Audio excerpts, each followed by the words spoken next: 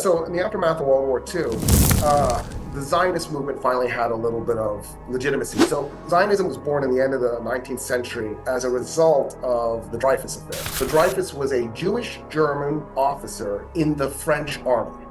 It's a little convoluted. He gets busted by the French for being a spy for Germany. The Jewish population in Europe interpreted that as an attack on a Jewish person. It's just as possible, if not as likely, that it was actually an attack on an ethnic German living in France, right?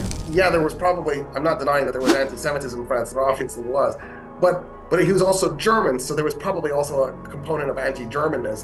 The reality was he was scapegoated. He had nothing to do with what he was being charged with. And so Zionists like Herzl are born, the Zionist movement is born, Herzl kind of being the father of it, in the Jewish population. It had already existed as an idea. Right? We described earlier Napoleon wanting to send Jews to Palestine. So the dominant anti-Jewish ideology was originally called Judenhass in German, which meant Jew hatred. The problem with the name was it sounds like an emotional thing as opposed to a logical thing.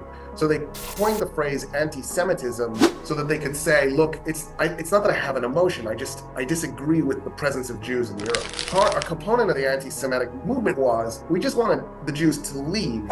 The initial ideology didn't want to kill the Jewish population. Obviously, it morphs into that and turns into the Holocaust. But the original goal wasn't to kill them; it was just to evict. In the same way that there's a portion of the United States population that wants to evict undocumented immigrants, or that the German population wanted to evict undocumented Polish immigrants, or that the British wanted to evict the Polish immigrants, and that's why they voted for Brexit. Right? It's that mentality. And so here are these profoundly racist anti-Semites. They coined the phrase anti-Semitism. The Zionist movement goes, maybe they're right. Maybe we should leave Europe. Maybe we can't make a good life for ourselves here.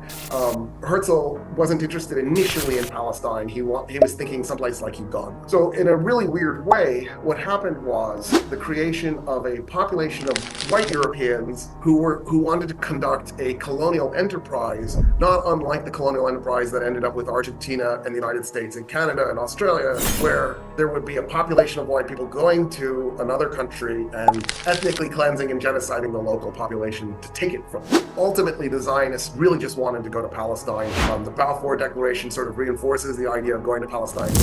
Balfour was a British lord who said that's where they should end up. And then World War II happens. Before World War II happens, a lot of Jews decide to do this, and they begin migrating to Palestine. Do you think the Zionist movement was more about survival, or was it just another form of European-style colonialism?